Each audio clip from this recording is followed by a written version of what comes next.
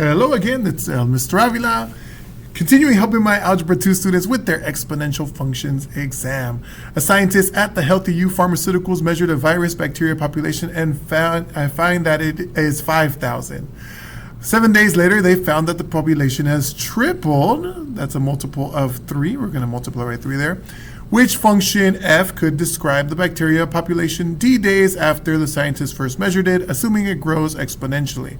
Since it's growing exponentially, we're going to create a function using that formula. F of x is equal to initial value times growth factor to the power of x.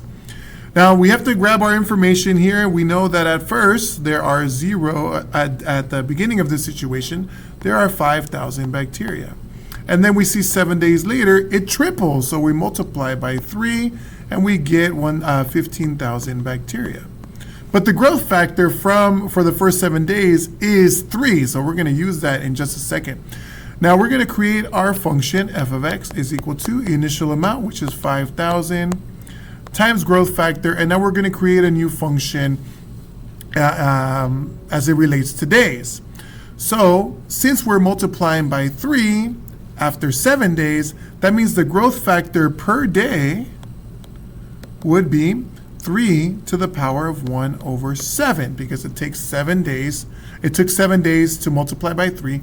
So each day would be 3 to the power of 1 over 7. That would be our growth factor here, 3 to the power of 1 over 7. And then to the power of d. I just noticed that if I'm going to use d on one side, I'm going to use d on the other side. So because this function represents days, we'll get f of d is equal to 5,000 times 3 to the 1 over 7 to the power of d, which simplifies to 3 to the power of d over 7.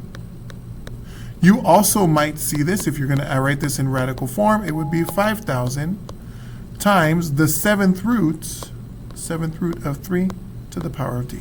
So we took a situation and we wrote it, created a function that measures the amount of bacteria per day. Thanks for watching, everybody. See you in the next one.